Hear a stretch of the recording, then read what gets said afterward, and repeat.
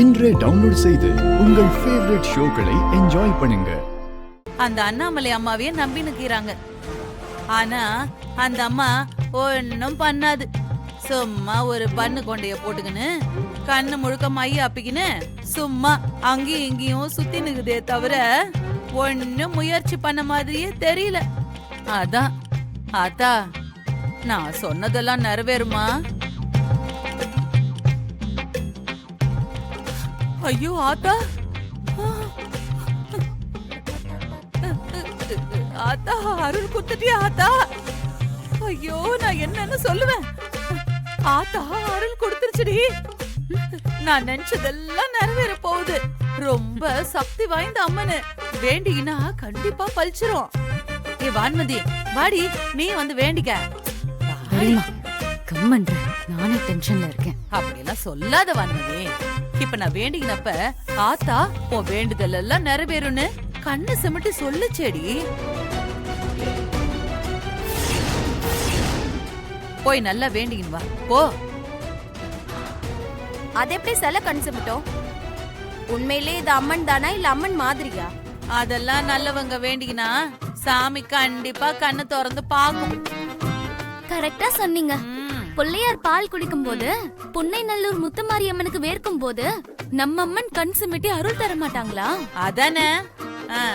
போ வான்மதி, போய் ஆசீர்வாதம் வாங்கிக்க. போ வான்மதி போ. அம்மா, எனக்கு பெரிய குடும்பத்துல வாக்கப்பட்டு போகணும்னு ஆசை.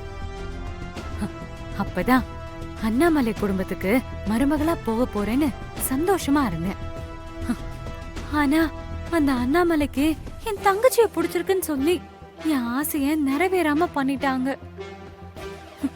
இப்போ உன்னதான் நம்பி இருக்கேன். நான் ஆசைப்பட்ட வாழ்க்கைய நீதான் அமைச்சு தரணும். எந்த குடும்பம் என்ன வேணான்னு சொல்லிச்சோ அதை விட வசதியான வாழ்க்கை எனக்கு கிடைக்கணும். அம்மா,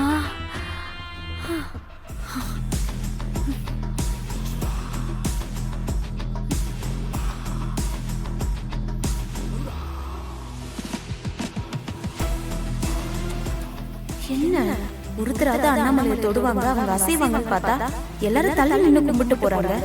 இது வேலைக்காகாது.